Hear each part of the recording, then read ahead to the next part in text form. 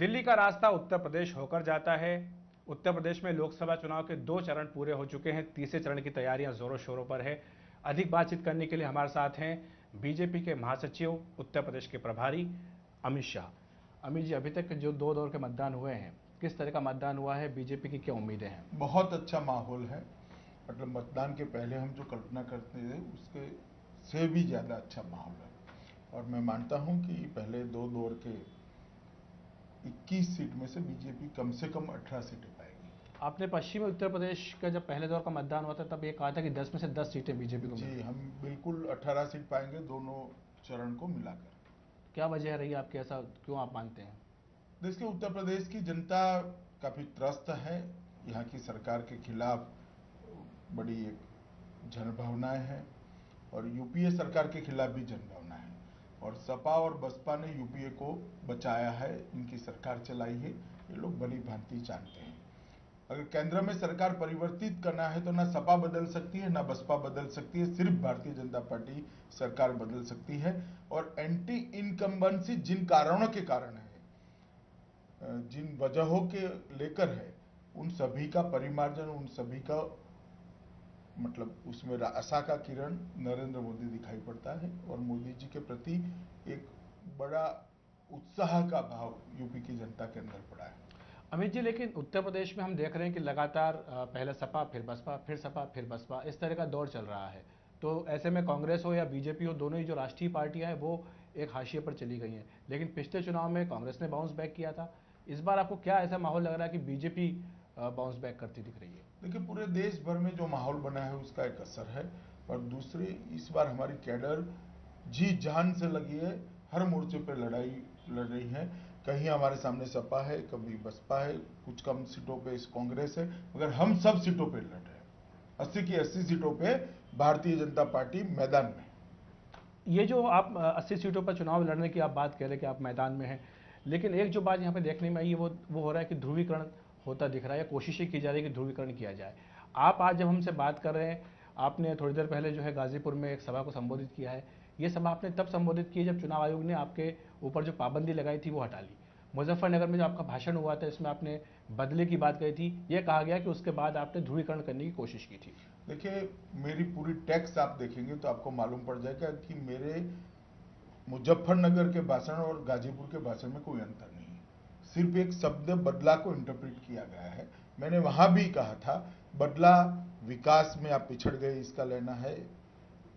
इस तरह से मेरी भाषण की टेक्स्ट थी। मगर खैर, चुनाव आयोग ने जो टिप्पणी करी है इसका मैं सम्मान करता हूं और मैं मानता हूं कि सभी राजनीतिक दलों ने चुनाव आयोग का सम्मान करना चाहिए। लेकिन दूसरी तरफ आजम खान के ऊपर भी इसी तरह की पाबंदी लगाई गई थी। समाजवादी पार्टी का कहना है कि ये देखिए, अमित शाह की पाबंदी तो हटा ली गई, लेकिन आजम खान की पाबंदी नहीं हटाई गई है। नहीं, अब वो उनका चुनाव आयोग के बारे में कहना है, उस पर मेरा कुछ भी बोलना उचित नहीं है। पर क्या आप मानते हैं कि समाजवादी पार्टी की ओर से कोशिश की जा रही है कि एक तरह का सांप्रदायिक ध्रुवीकरण हो? देखिए, उनके चुनाव घोषणा पत्र के अंदर उन्होंने माइनॉरिटी के लिए रिजर्वेशन की बात करी है, टेररिस्टों के केस वापस लेने की बात करी है, सिर्फ मुस्लिम बच्चियों को ही वजीफे देने की बात करी है। मैं मानता हूं इसी से ध्रुवीकरण होगा ही होगा। तो इसके बदले में आपने क्या बातें की हैं? कोई बात करने की जरूरत नहीं। ध्रुवीकरण ऐसी प्रक्रिया है कि जो कभी एक तरफा नहीं होती। तो आपको उम्मीद है कि अगर ये जो नहीं, मुझे उम्मीद रखने की जरूरत ही नहीं। समाजवादी पार्टी जो कर रही है इसके कारण ध्रुवीकरण दोनों ओर से होगा। दूसरी बात ये कही जा रही है कि अगर समाजवादी पार्टी की ओर से मुस्लिम वोटों के ध्रुवीकरण की कोशिश हो रही है, तो बीजेपी की ओर से हिंदुओं के वोटों के ध्रुवीकरण की कोशिश हो रही है। जिस तरह का बयान गिरिराज सिंह ने, बिहार के जो पूर्व मंत्री, उन्होंने दिया, जिसमें कहा कि जो लोग मोदी का विरोध कर रहे हैं उन्हें पाकिस्तान चले जाना चाहिए, वो पाकिस्तान परस्त है। चलिए, गिरिराज जी के बयान के बारे में मुझे कोई टिप्पणी नहीं की। पार्टी ने अपना स्टैंड स्पष्ट कर दिया है, मगर उसका उत्तर प्रदेश की राजनीति से कोई लेन देन नहीं। दूसरी बात जो आ रही है अमित जी, यहाँ पर जो टिकट बंटवारे हुए थे बीजेपी में, उसको लेकर के खासतौर से जहाँ बैठे हैं बनारस में, इसके आसपास के इलाके में भारी असंतोष पार्टी के भीतर देखने को मिला था। क्या आपको लगता है इससे चुनाव नतीजों पर असर पड़ सकता है? देखिए, नतीजों के बारे में तो मैं आश्वस्त हूँ। नतीजों पे कोई असर नहीं पड़ेगा, क्योंकि जनता भारतीय जनता पार्टी के साथ जुड़ चुकी है, हमारे नेता के साथ जुड़ चुकी है। जहां तक असंतोष का सवाल है, स्वाभाविक है कि इस बार माहौल पहले से ही बना था कि भारतीय जनता पार्टी विजयी बनने जा रही है, भाजपा की सरकार बनने जा रही है। तो टिकटार्थी हमारे यहाँ सबसे ज्यादा थे। एक को देते हैं तो 25 लोग नाराज होते हैं, बड़ा स्वाभाविक क्रम है। मगर आज कोई असंतोष नहीं है। आपने भी देखा होगा पूरे पूर्वांचल में कार्यकर्ता एकजुट होकर भारतीय जनता पार्टी को विजयी बनाने के लिए लग गए हैं। क्या आप मानते हैं अमित जी कि ये जो लोग हैं वोट नरेंद्र मोदी के नाम पर मिल रहे हैं बीजेपी को, ना कि किसी उम्मीदवार के नाम पर मिल रहे हैं? देखिए, नरेंद्र मोदी भारतीय जनता पार्टी का प्रत्याशी और भारतीय जनता पार्टी का निशान कमल, तीनों में कोई अंतर विरोध नहीं है। किसी के भी नाम से, कमल के नाम से वोट आए, प्रत्याशी के नाम से आए, या मोदी जी की लोगों के प्रति जो लोगों का मोदी जी के प्रति जो उत्साह इसके नाम से आए, वोट भाजपा की झोली में जाना है। लेकिन जोशी जी कहते हैं कि मोदी की कोई लहर नहीं, भाजपा की लहर है। जोशी जी ने क्लैरिफिकेशन दे दिया है। अच्छा, एक बात, अभी जो टिकट बंटवारे की मैं बात आपसे कह रहा था, यहाँ पर जो दूसरी पार्टियां, उनकी कोशिश होती है कि वो अगड़ों को खास तौर से जगह दे, ब्राह्मणों को टिकट, जैसे बसपा ने 22 ब्राह्मणों को टिकट दिया, लेकिन आपका मैं भी आंकड़े देख रहा था, 16 ब्राह्मण है, 14 राजपूत है, 4 वैश्य, 1 भूमिहार है, यानी अगड़े 36 हैं, लेकिन पिछड़े 26 ही हैं। तो ये बात जो कही जा रही थी कि बीजेपी ओबीसी वोट पर देखिए, बीजेपी ने अगड़े पिछड़े के आधार पर, कोई जाति के आधार पर वोट टिकट फाइनल नहीं करी है, विनेबिलिटी के आधार पर, और उस एरिया की रिक्वायरमेंट और अपना श्रेष्ठ कार्यकर्ता था उसको मैदान में उतारा है। अभी हम इस वक्त बनारस में बैठे हुए हैं अमित जी, 24 तारीख को नरेंद्र मोदी जी अपने यहाँ से नामांकन पत्र दाखिल करने वाले हैं। ये तर्क दिया गया था आपकी ओर से कि अगर मोदी जी यहाँ से चुनाव लड़ते हैं तो पूरे पूर्वांचल में असर पड़ेगा, बिहार के भी कई सारी सीटों पर इसका असर पड़ेगा। क्या वाकई ऐसा हो रहा है? देखिए, मैं गाजीपुर 3 बार गया, तीसरी बार आज गया हूँ। गाजीपुर के प्रत्याशी के नामांकन के अंदर आप भी थे शायद, आपने देखा होगा कि एक बड़ी उत्साह की लहर गाजीपुर जैसी सीट पर है जो पूरे पूर्वांचल में सबसे अंतिम क्रम पर आती थी। तो स्वाभाविक है मोदी के यहाँ से लड़ने का उत्साह है वहां पर। आपने भाषण भी देखे होंगे वहां के कार्यकर्ताओं के। सब लोग मानते हैं कि मोदी जी के लड़ने के कारण पूरे पूर्वांचल और बिहार को, उत्तर प्रदेश के सटी हुई बिहार की सीटों पर भी फायदा है। लेकिन यह जो नामांकन किया जा रहा है, ये कहा गया था कि आपकी कोशिश होगी कि आप एक जो स्पेक्ट्रम है बनारस का जो तहजीब है उसका आप रिप्रेजेंटेशन नामांकन में दे पाएं, इसलिए बिस्मिल्लाह खां साहब के परिवार की ओर से आपने कोशिश की थी कि उनको से नामांकन पत्र में मना कर दिया। मैंने कभी ऐसा नहीं कहा। नहीं, पार्टी ने नहीं, पार्टी ने भी, यहाँ के स्थानीय लोगों ने कोई कोशिश करी होगी, कोई दबाव आया होगा। मैं मानता हूँ कि ये दबाव नहीं रखना चाहिए। किसका दबाव आया होगा मुझे मालूम नहीं, मैं इन चीजों में पढ़ाई नहीं, स्थानीय यूनिट करता है। कौन और लोग होंगे जो नामांकन पत्र में? चलिए, वो तो जब नामांकन करेंगे मालूम पड़ जाएगा। एक दूसरा सवाल अमित शाह साहब, ये आ रहा है कि जो खासतौर से कांग्रेस की ओर से लगातार लगाया जा रहा है कि आडवाणी आउट और अडानी इन, ये बीजेपी में हो गया। आडवाणी, जोशी, जसवंत सिंह, इनको नरेंद्र मोदी के आने के बाद ताक पर रख दिया गया है। देखिए, इसका कोई आधार ना कांग्रेस पार्टी दे रही ना आप पार्टी दे रही है। आधार विहीन आरोप लगाना है तो सबको छुट्टी है इसकी। हम जब जवाब तभी देंगे जब इसका कोई आधार बना होगा। आडवाणी जी की क्या भूमिका रहेगी आगे? वो तो पार्टी तय करेगी, आडवाणी जी स्वयं तय करेंगे, पार्टी का पार्लियामेंट्री बोर्ड तय करेगा। एक दूसरा सवाल ये आ रहा है सर कि राजनाथ सिंह जी जब लखनऊ में गए तो उन्होंने शिया नेताओं से मुलाकात की, उसके बाद उनका ये बयान आया कि वाजपेयी जी की छवि राजनाथ सिंह में दिखती है उनको, लेकिन नरेंद्र मोदी से मुसलमानों को डर लगता है। ये क्या है? क्या वाकई मुसलमान डर रहे हैं? और अगर डरते तो आप उनका डर निकालने के लिए क्या? भैया, अब ये जो बोले हैं उनको पूछिए जाकर, मैं तो नहीं बोला ऐसा।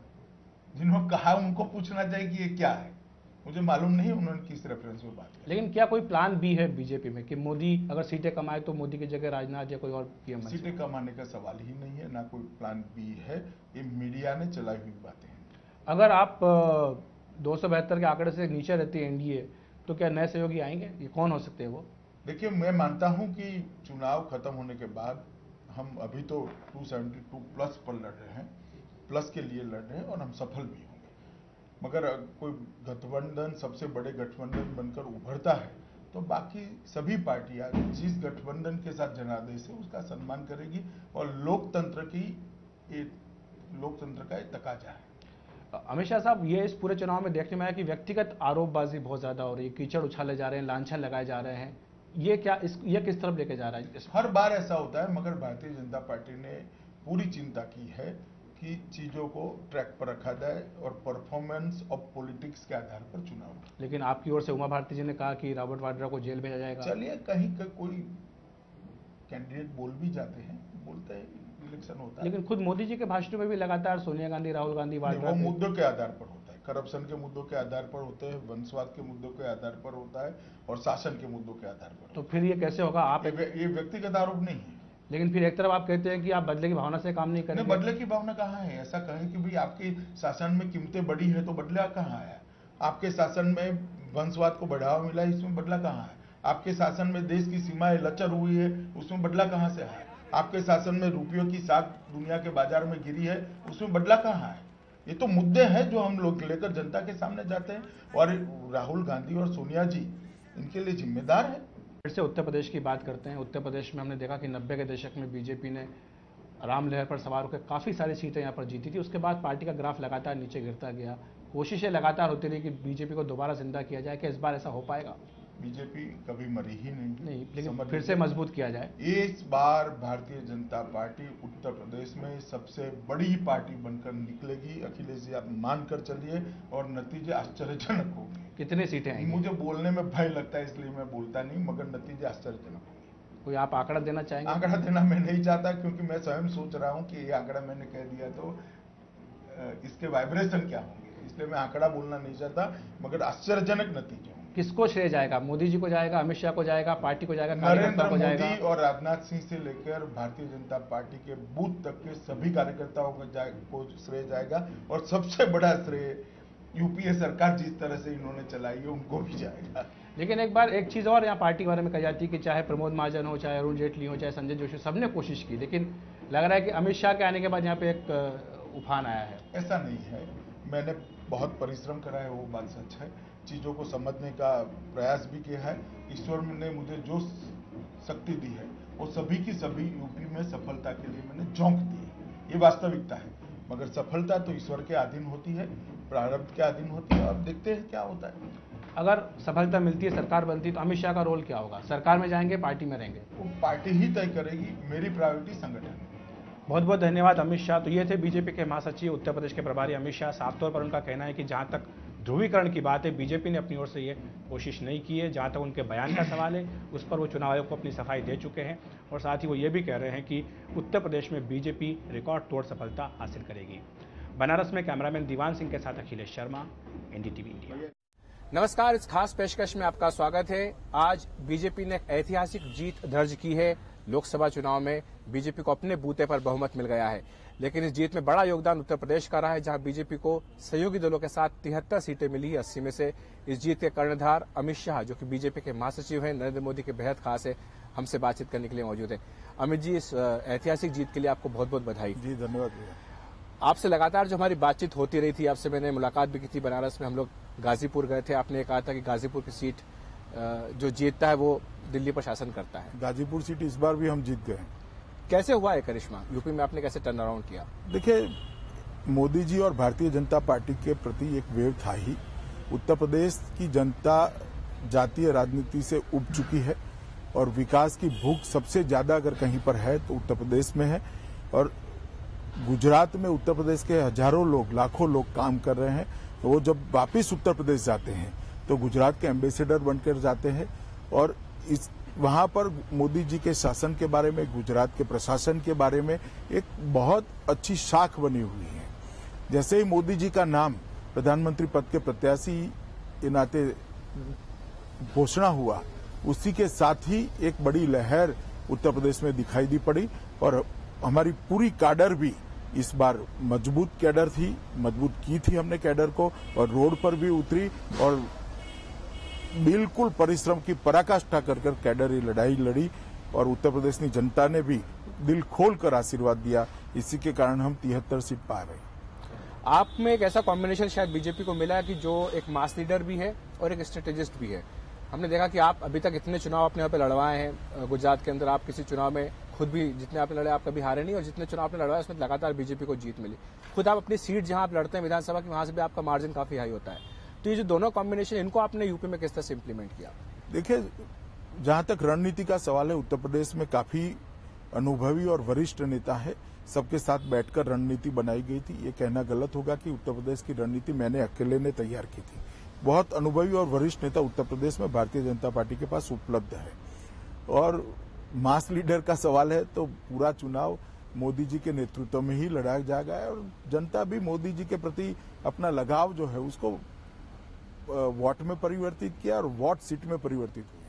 लेकिन वहां का मूल मंत्र क्या था, गुरु मंत्र क्या था उत्तर प्रदेश का, ये बताइए। देश की जनता जानना चाहती है कि अमित शाह ने क्या चमत्कार किया है उत्तर प्रदेश। देखिए, एक हमारी कैडर फिर से भारतीय जनता पार्टी को पुनर्जीवित करना है, इस मंत्र को लेकर जी जान से मैदान में थी और मुझे लगता है कि मोदी जी के प्रति जो लोगों का जो लगाव था और कैडर का परिश्रम था, दोनों के कारण ही इतना ज्यादा सीट हम पाए।